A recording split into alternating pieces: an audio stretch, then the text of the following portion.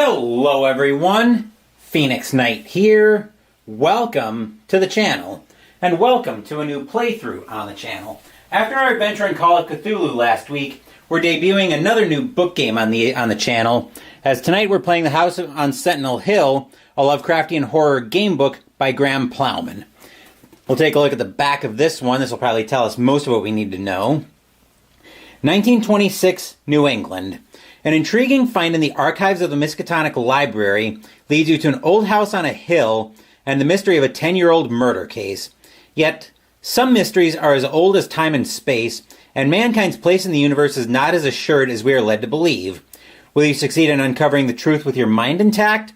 Or will the secret of the house on Sentinel Hill and what lies beyond be your unraveling? You decide the outcome of this in this terrifying Lovecraftian adventure. And evening, Jay. You're just in time for the intro for tonight's adventure. So, without further ado, what say we jump right in here? So we're going to start off with the prologue. And I've got my character sheet off camera where I'll be keeping track of everything. So, let's start with the prologue. My name is Frank Winston. I'm a journalist, and the tale I'm about to tell you is true. I can barely comprehend what happened to me in that house and beyond. I try to forget every day. Every day I try to hold my mind together. I thought back to that fateful day, many weeks prior, that I happened upon the newspaper clipping in the Miskatonic Library archives while researching for my column in the Arkham Gazette. The article was 10 years old. Newport Examiner, October 5th, 1916. Yesterday evening, Sergeant John O'Mahony of the Newport Police Department was called out on business up north to investigate a series of killings that have shocked the sleepy town of Durham. It has been reported that 3 bodies were discovered by the local Reverend Thomas Down in a house 5 miles west of the town. In his report, Sergeant O'Mahony has stated that the victims were members of the Turn family, who have been residing in the house for 3 years before, having recently moved to the locale from Vermont. The locals say they were decent folk, but certainly kept to themselves, with no known grievances with any other local or person known. Further to his investigation, Sergeant O'Mahony has revealed that only 3 of the 4 family members remain accounted for at this time, and a search, possibly a manhunt, is underway to find Edward Turn, the eldest son of 12 years.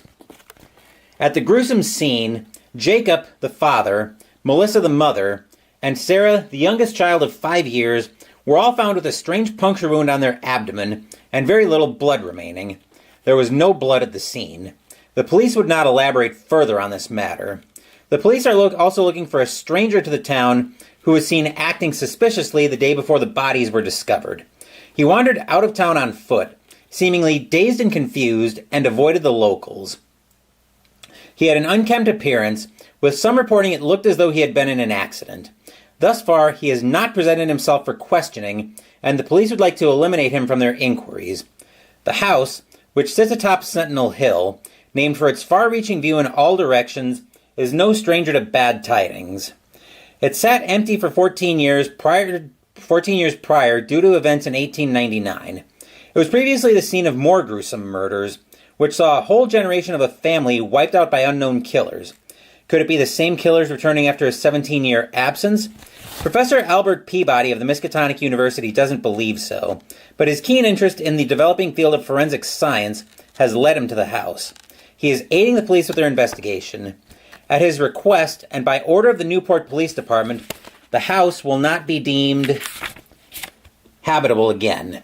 Also, after the initial investigations, Professor Peabody has asked that the house remain standing to preserve the crime scene.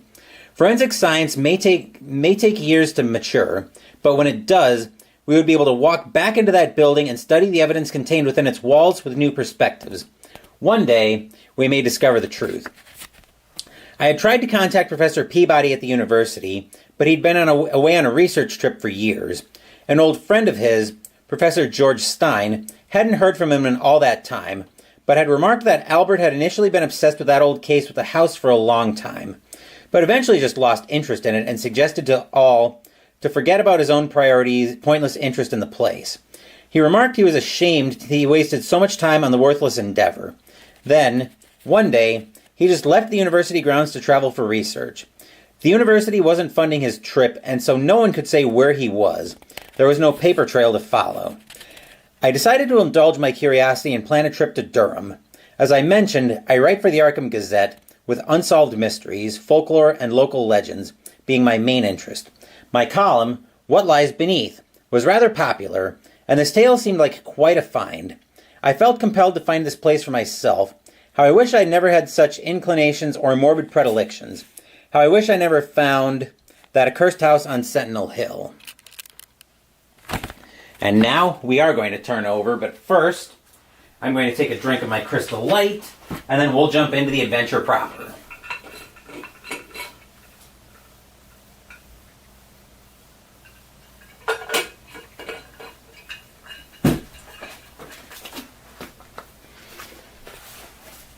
As I was reading up on what I needed, I've got my 2d6 right here. These are actually my ticker dice from my sports season replays. So we had those ready to go, but let's jump into the adventure.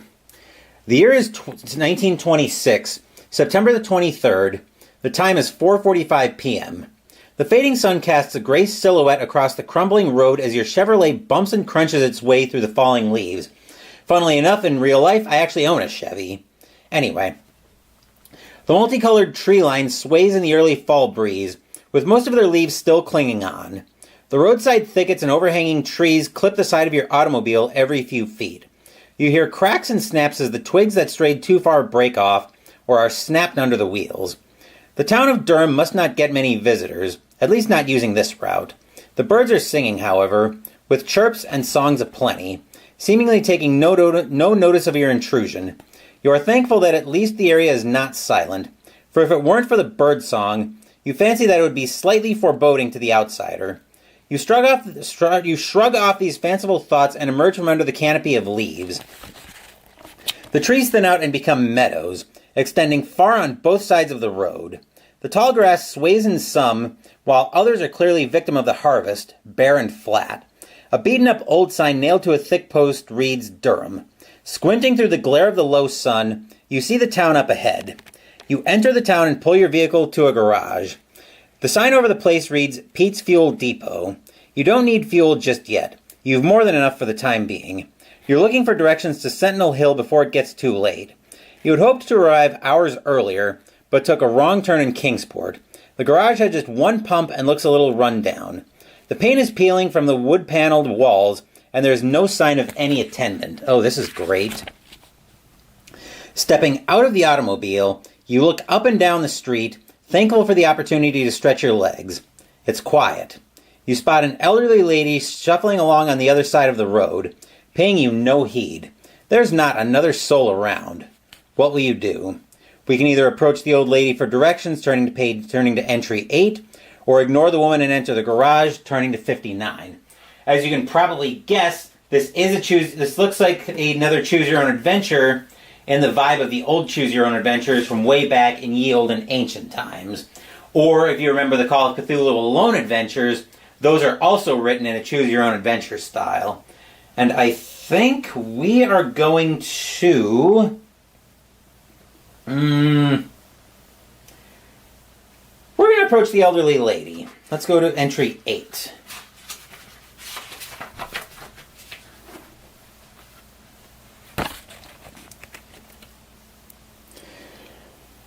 Here we go. You take a few steps toward the old lady, which prompts her to stop walking. Good afternoon, ma'am. I was wondering if you could help me. You see, I'm not from around these parts, and... You don't say, answers the woman, cutting you off. Her head is bowed. Her heavily lined face remains fixed on the path in front of her feet, but you can see her eyes and heavy brow rise to look at you. What will you ask her? We can either tell her we're looking for Sentinel Hill and ask if she can direct us, turning to 152, or inquire about the town in the absence of people, to 560. Possible people are still at work, so we're just going to cut to looking for Sentinel Hill. So 152.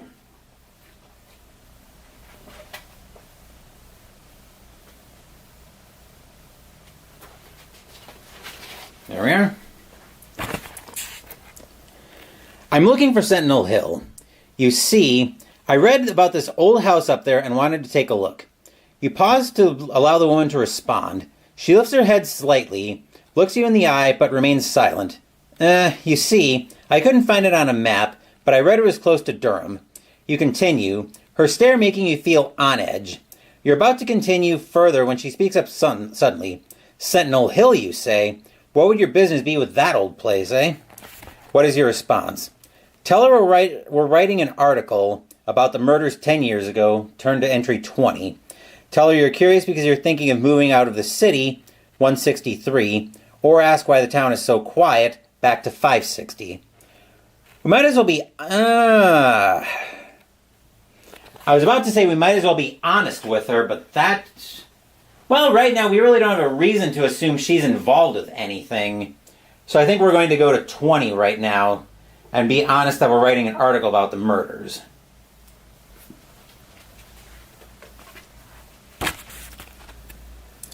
She eyes you up and down for a moment, her lined face locked in a curious stare. Then she speaks up. Tragic, that was. Poor family. 'Twas the boy that did it, didn't you hear? Young Edward, Turn. Yes, that was it. Turn. He turned on his own. You hear a raspy sound emanate from the woman. You realize she's laughing at her pun. Never did catch that boy. Tragic. Did you know them? The family, you ask? In a roundabout's way.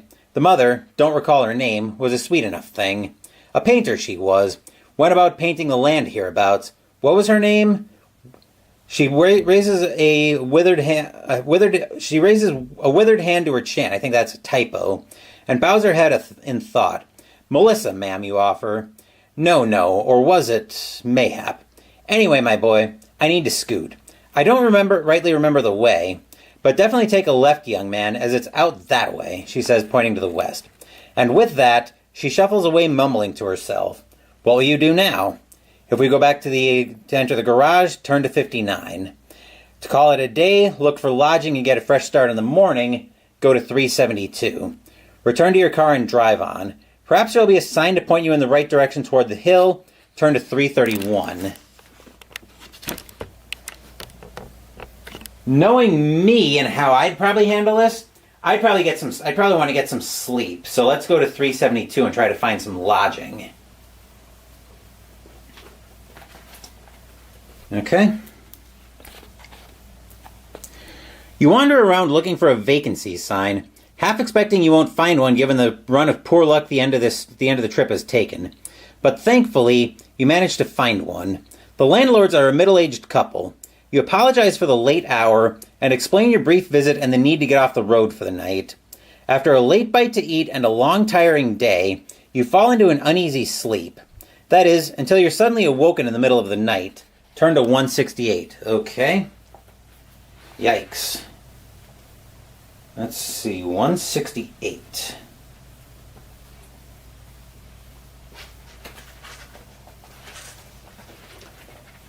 Let's see, let me just make sure this is the right entry that we had. Yep, okay, 168. Your eyes flick open. Flashes of green light fill the room through the window. Green lightning? The window's open, but you're sure it was closed when you retired for the night. Help us. You promised. A distant voice, terrible and raspy. Your heart nearly stops as you dart your eyes about the room. Who's there? Show yourself, you stammer. More flashes of green light pour through the window. You said you would go back. I can't do the eerie voices. What do? Leap out of bed and search the room for the source of the voice, turn to 236, or try and talk to the strange voice, go to 544. Well, I think in this case, I would probably... What would I be doing here? Let's try and talk to the strange voice, so 544.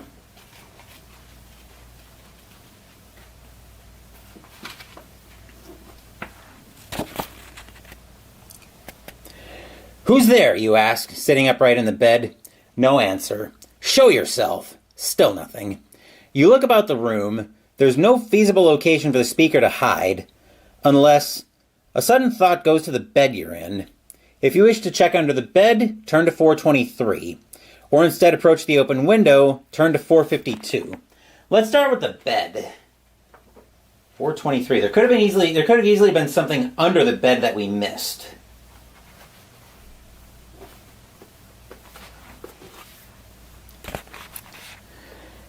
With a sudden lump in your throat at the thought that there may be someone under the bed, you quickly leap out and drop into a crouch to check.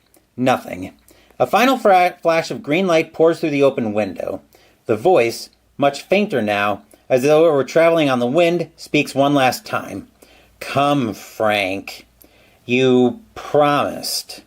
The speaker knows your name. You approach the window. There is no one in the street.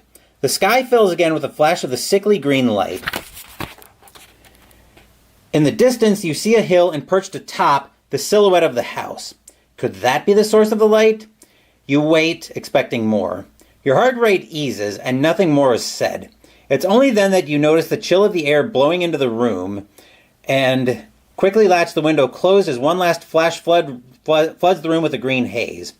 You turn to get back into bed, but find it gone.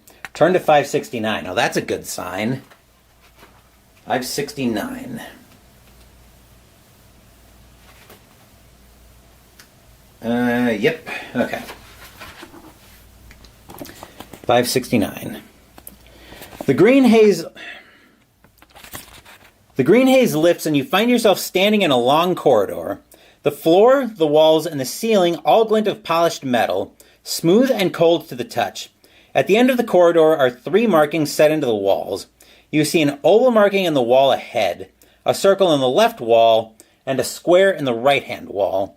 They are each large enough to be a door, but smooth and flush with the wall with no obvious way of opening. There's a low thrum in the air. You can't tell if it's from the floor, the walls, or just in the air itself. The air smells of ozone after a lightning storm. Call out to see if someone will answer, 574. Examine the circle marking on the left, 100. Square marking on the right, 159. Or pass those and examine the oval marking at the end of the corridor, turn to 360. My initial thought would be to not disturb our landlords, but I have a feeling we're not in the house that we were staying in anymore. So I don't know if I need to be too worried about disturbing our landlords. Let's go start with the oval marking at the end of the corridor. So let's go to 360.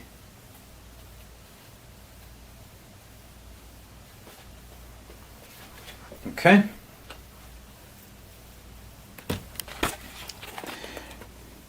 As you take a few steps forward, the reverberation of your footsteps echoes strangely about the corridor.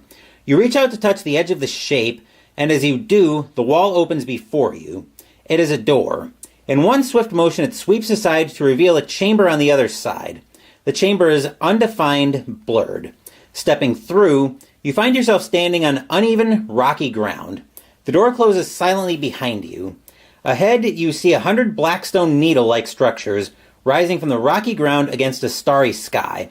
A faint green light shines in place of a sun, illuminating the strange landscape just enough for you to see the vista before you. Suddenly, you're caught gasping for breath. You immediately fall to your knees, clawing at your throat. Your eyes bulge out of your head, your skin cracks and splits. Your vision blurs as something, a shape, a thing, lands silently in front of you. Make a hard composure check.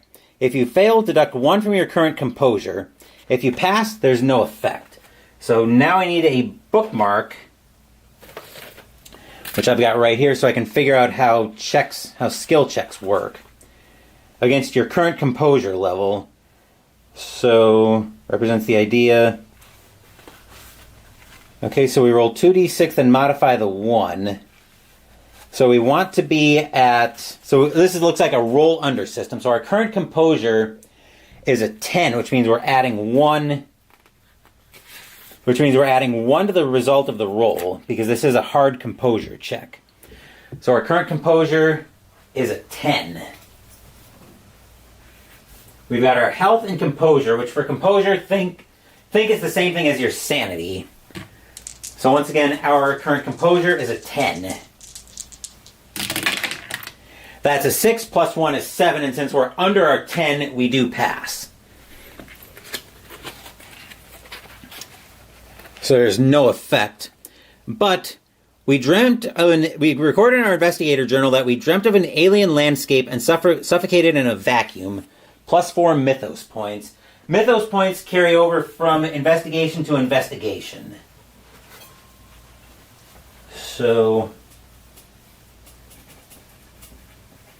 I'm just going to record it in an alien landscape.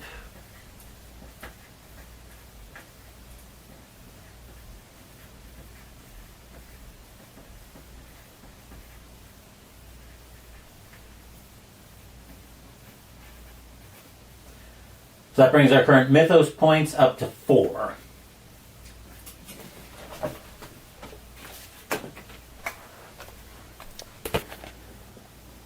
Then we wake up back to entry 500. We're going to turn to entry 500.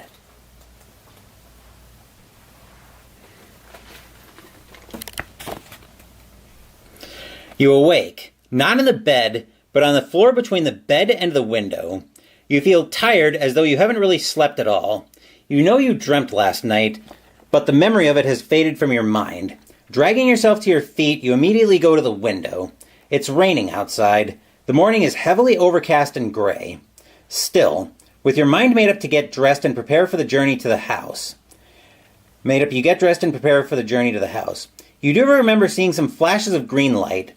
That much you recall, and you strongly believe that wasn't part of any dream. Once downstairs, you casually ask the landlady if she saw anything odd last night, or lightning. But she reports nothing, giving you a quizzical look. You get your automobile checked over at Pete's fuel depot as you do not want to have any trouble in the rain. After some small talk, and further confirmation that nothing was seen last night, you drive on satisfied with the condition of your vehicle. The rain is heavy at times, lessens, then returns with a vengeance. The road is muddy and bumpy. There's enough daylight to afford you a glimpse of the hill every 100 or so feet through a weakened tree line. Directions or not, finding the house in the day is a far easier task than last night proved. You arrive at the track that leads to the house, and suddenly recall that strange voice from last night, an echo of a nightmare.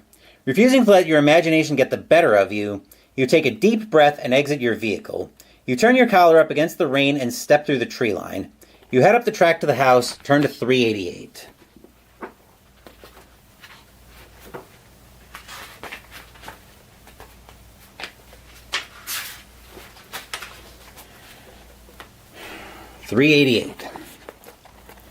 The track leads steadily upwards, twisting and turning through the blighted landscape. A tunnel of dead trees looms on either side of the trail, and I bet that's our description of, or a picture of it. Despite the dull morning, you're immediately drawn to the sight between two twisted gray trees directly ahead of you. The house. Though the house stands atop the hill, the thickly knotted tree branches and dense, lifeless briars lend the area almost complete privacy and inaccessibility, save for this one track you followed.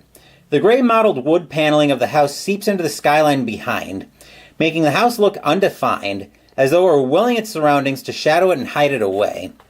Each of the downstairs windows are boarded up, with the upper floor windows in various stages of disrepair. The attic window top and center is the only fully intact window you can see, which we see right there. Alright. The front door also looks intact, though the porch is littered with loose timber wood panels, twigs, and other woodland debris.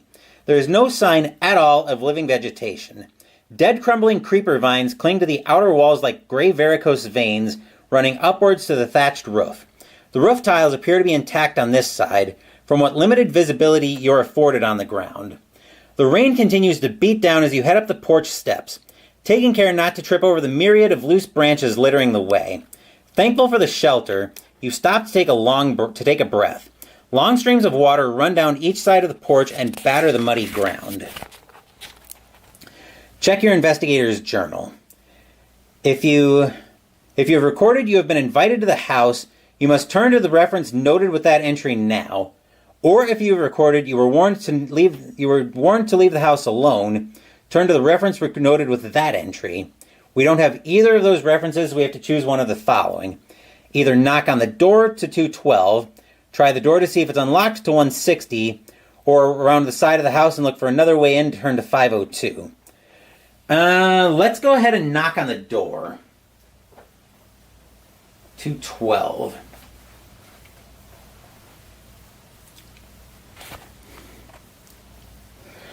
The door has a rusted metal knocker in its center. You knock on the door and wait. After a few moments, you knock again. Hello? Anyone there? You call out after you feel enough time has passed. You're about to try again when suddenly the door opens a crack and a man's face appears. Yes? He asks. Sorry to bother you, sir. I'm Frank Winston. I write for the Arkham Gazette and... Arkham, you say. Arkham? You're from that blasted university, aren't you? You're about to protest and deny it when the door is slammed shut. University. Miskatonic. Could this be Professor Peabody from the newspaper article? Did he come back to the house? You call out his name and add that you just want to talk. You're not far into trying to explain yourself when the door is fully opened. He looks around late 50s, about 5'5" in height and unshaven. Balding at the crown of his head, his remaining gray hair is a little long and unkempt. Yes, I'm Professor Peabody. Best you come in then, Frank from Arkham. You get a sudden rush of excitement and step over the threshold. Thank you very much, Professor, you say, looking about the dark hallway ahead. The main staircase runs up on the right-hand side, and the hall ends in a door with another door to the right of the foot of the stairs. Up the stairs, lad. Save me some effort. You move to head upstairs. Turn to 69.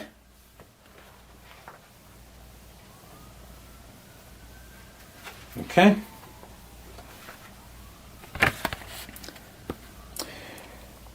You turn and start to take the stairs when suddenly you get a sharp pain in your back. The professor has stuck a syringe in you when your back was turned. You let out a cry while trying to reach back and pull it out. What on earth, you shout, confused. The professor stands back, emotionless as your vision blurs. You fall to your knees, then black out, turn to 120. Uh-oh. That could be problematic. 120.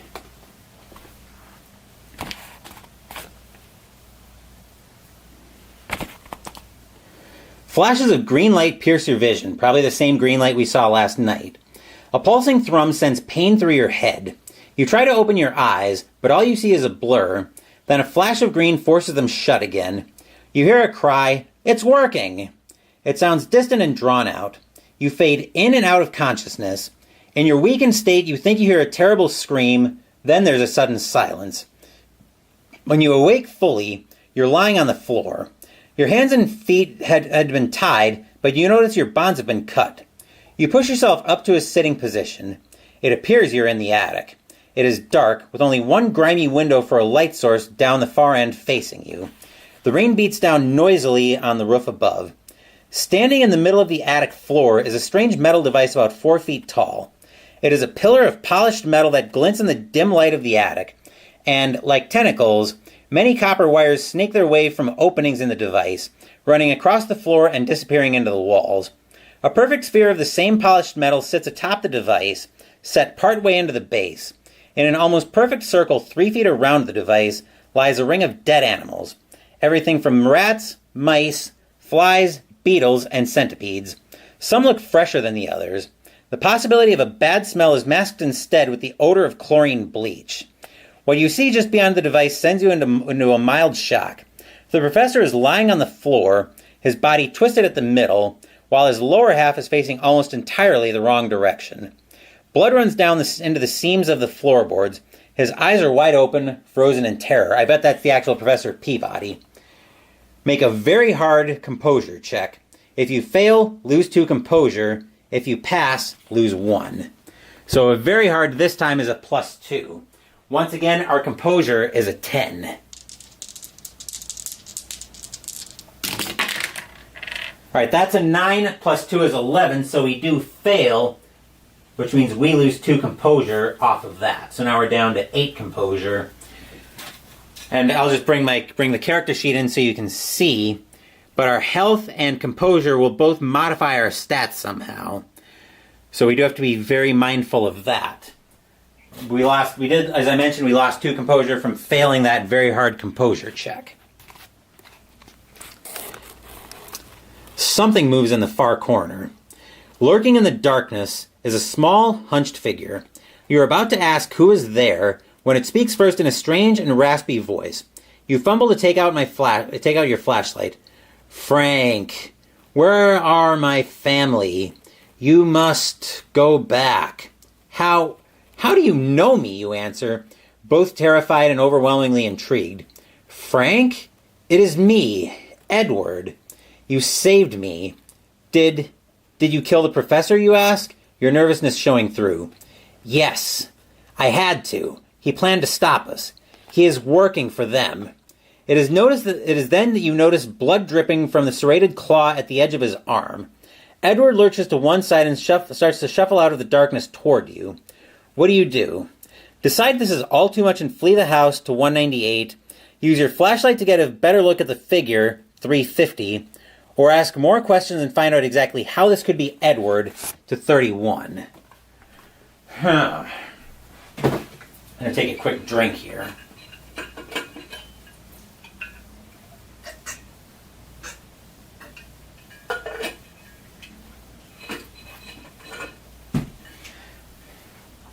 Now, I don't know if this is if it was Edward who stuck us with the syringe earlier, but I have a feeling that fleeing could be a terrible idea. Because whether it was actually Edward that stuck us with a syringe earlier, whether it was Edward who stuck us with the syringe earlier or not, whoever did stick us with a syringe is probably in on whatever is going on here. So odds are fleeing isn't going to get us anywhere. So we either get a better look at the figure, or try to ask more questions. He seems like he's open to talking, so let's start with some questions. Over to 31.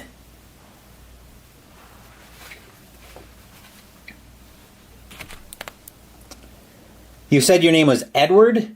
Edward Turn? Was he I'm trying to remember, in the article, was he the murderer or the... Okay, so he was the presumed murderer. Yes, you already know this. You notice a hint of confusion in his voice, despite the unnatural qualities it contains. Come out into the light, Edward, if you could, please. He moves forward, allowing more light to fall across his misshapen body. You can see him more clearly now, but you can't understand how he could be Edward Turn, for he would be in his 20s if still alive. His face is that of a boy, as reported in the article to be 12 years old. He looks gaunt and sickly and of similar size for a boy that age, but hunched over and slightly twisted. His right foot is turned in and looks to be dead weight, dragging behind him. His right arm is elongated, nearly twice the length as his arm should be, and worse still, at the end in place of a hand is a hideous engineered prosthetic of a metal claw. The claw is articulated, wired, and jointed. It looks jagged and sharp, and quite dangerous. His left arm looks normal, at least what you can see of it. What do you want to ask? To inquire about his claw and other physical changes, turn to 571. Ask where he's been all this time, turn to 90. Or to inquire how come he's still only 12 years old, turn to 77. Let's go to...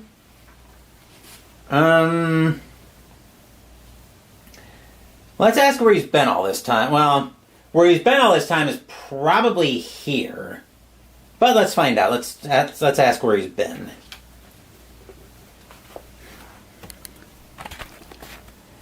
All right. You ask where he's been all this time. He puts his head down and places his one good hand over it. We have been there, fighting them. You know this. You made me leave them. Had to leave them behind or die. But now you go back as promised. I have the key. Edward produces a small, glowing, diamond-shaped object from his pocket and moves toward the machine.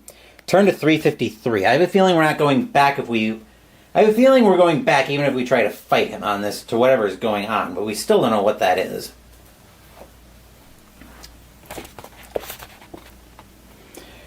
Edward inserts the diamond-shaped object into a recess on the side of the machine. It begins to hum. He then turns some of the dials in frustration. Which is it? Frank. He looks up at you with a pleading look in his eyes. What do you need me to do, you answer, horrified to the entire macabre scenario that is playing out before you. He steps back, pointing at the dials. You must know how to activate, like before. His frustration is growing and seems it may lead to violence. You don't know how much longer he'll restrain himself. What will you do? Approach the dials and attempt to operate the machine 195, or tell Edward that you have never seen this device before and that you don't know how to operate it. Turn to 554. I've never seen this device before in my life, so we're going to tell him that. 554.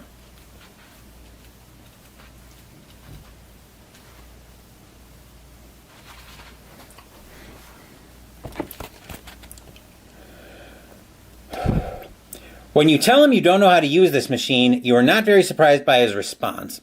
Edward cries out in a rage and slams the floor with his claw. The floorboards splinter and crack as the metal appendage rips through it. Then, faster than you can possibly expect, he comes at you and latches his claw around your arm. He drags you painfully towards the machine. Lose 1 health. Yikes. Hopefully that's not going to be enough to draw blood or anything like that.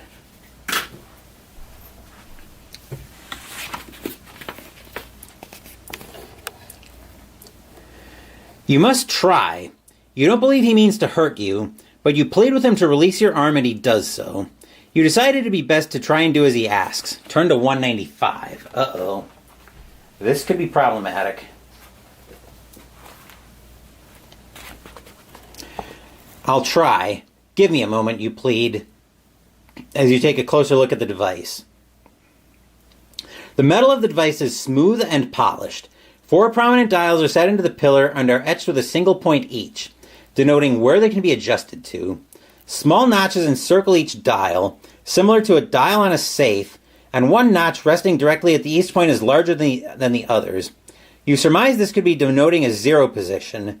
There are no other distinguishing marks or numbers. You believe they could be angular degrees based on the number of marks present around each dial. How do you want to set the first dial? We can set it to 100, 90, 190, or 75. Let's go to 190 because why not? So 81.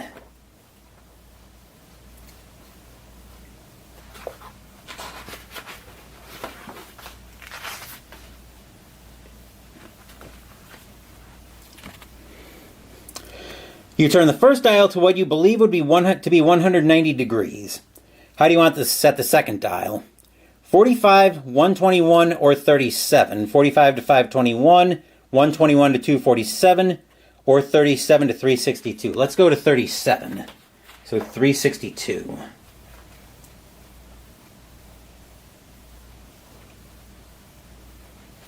There we are. All right. You turn the second dial to what you would believe to be 37 degrees. How do you want to set the third dial? Leave it at 0, 25, 90, 418, 47, 467. Let's set it to 47. So 467.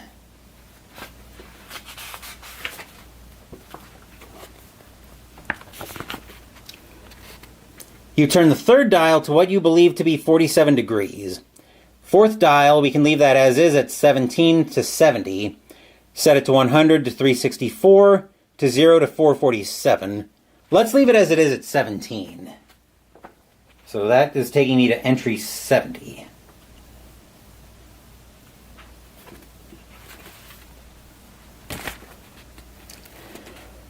You leave the fourth dial at 17 degrees and step back from the device. Suddenly, a bright flash of green light shoots upwards from the sphere atop the machine. A low thrum pulses in the air, and the light flickers. Slowly at first, then faster and faster until it becomes a solid beam firing upwards.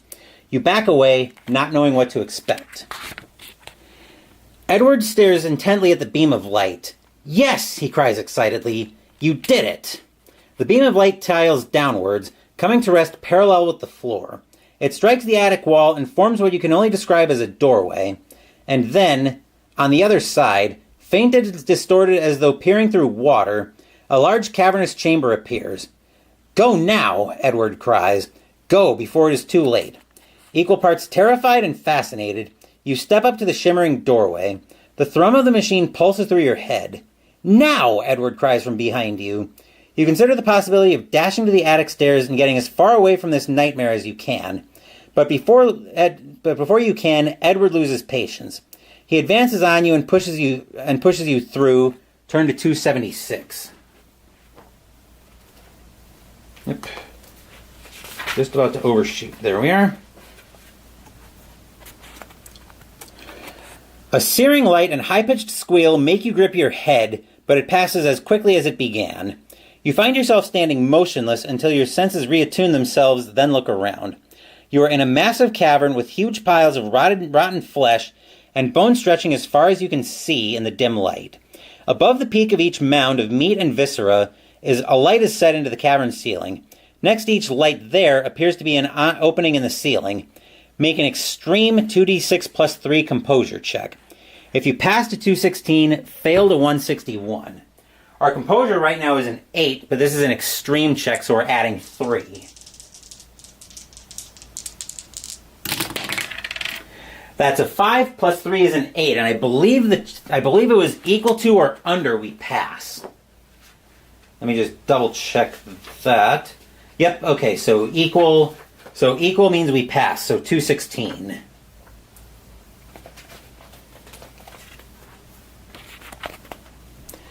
Despite passing, you still lose 1 composure as the full extent of this horrifying place takes hold. If you have not yet succumbed to madness, you steel your shredded nerves and look for a way out. Now turn to 203. So we do still lose 1 composure, which is also going to reduce our perception by 1.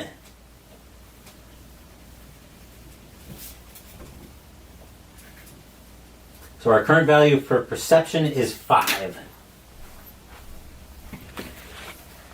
Which is another one of our skill values. We've got dexterity, strength, perception, stealth, and combat, which presumably could also be tested. But now we're turning to 203.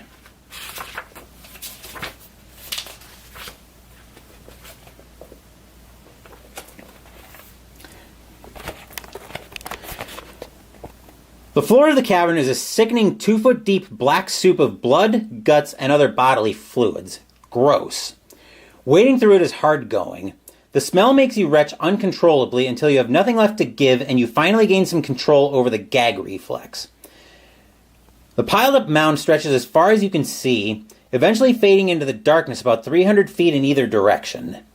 Occasionally, the sound of falling a fall puts you further on edge as different chutes opened above to deposit more remains into the cavern. You wade on, scanning the walls in the hope of finding an exit.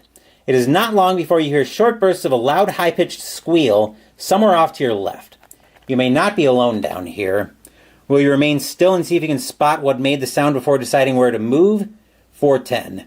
Or take refuge behind the nearest mound, 256. Let's see if we can find what made the sound first, so 410.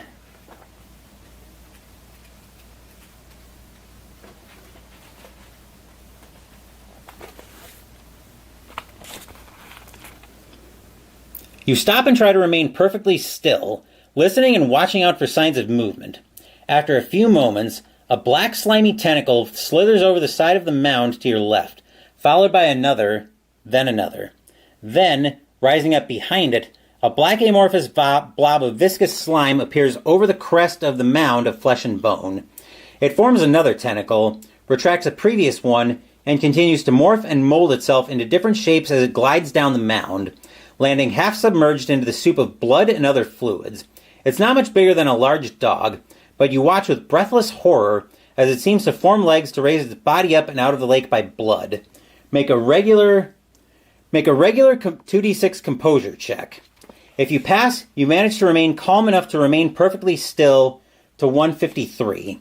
If you fail, you're compelled to turn to 106. Evening, Jester. You've missed quite a sequence of events here. We've gotten to this new town of Durham, and now we're exploring our house on Sentinel Hill, and we need to make a regular composure check. So our composure right now is a 7. Fortunately, no modifiers here. That's a 4, so we pass the check. And passing, we remain calm enough to remain perfectly still, so we're turning to 153.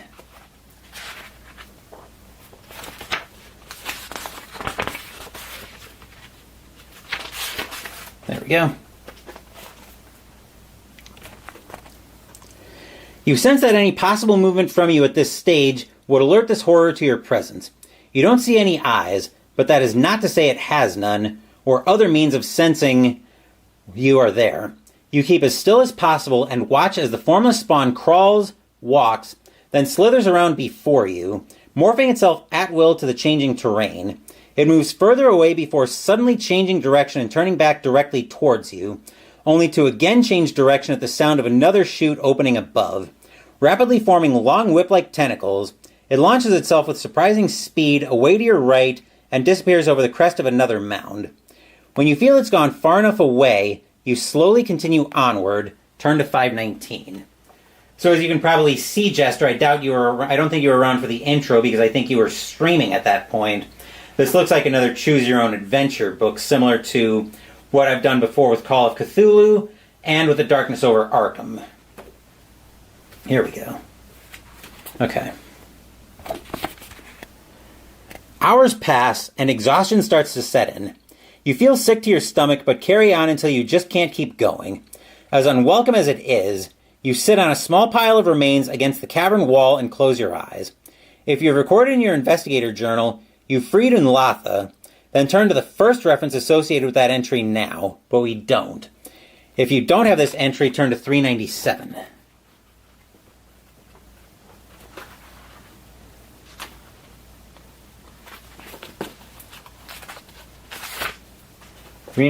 Here we go. A restless sleep takes you as you lie against the cavern wall. The situation seems hopeless as you drift off. You're suddenly awoken by a familiar high-pitched squeal. You open your eyes to see a formless spawn moving through the bloody sludge. Another screech sounds off to your left, then another. 3 formless spawn writhe and contort their way towards you. You press yourself against the cavern wall, praying it will somehow give way and free you from this nightmare. But all that happens is a lightning-fast whip from one of the beasts catches you square in the forehead, smashing your skull against the wall. Owie. In seconds, as the life drains from your body, the creatures envelop you. Recording your investigator journal, you were devoured by formless spawn, -4 mythos points. Your investigation ends here. So, yeah.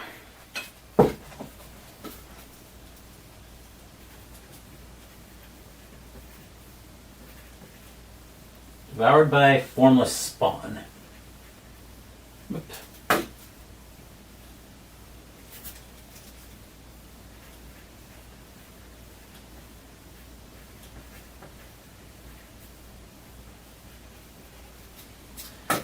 So that is our first investigation. But the nice thing about this game, about this book, and I think we're going to explore it further on the channel, is we can actually continue the investigation again with the same character. We're just going to reset him back to the beginning.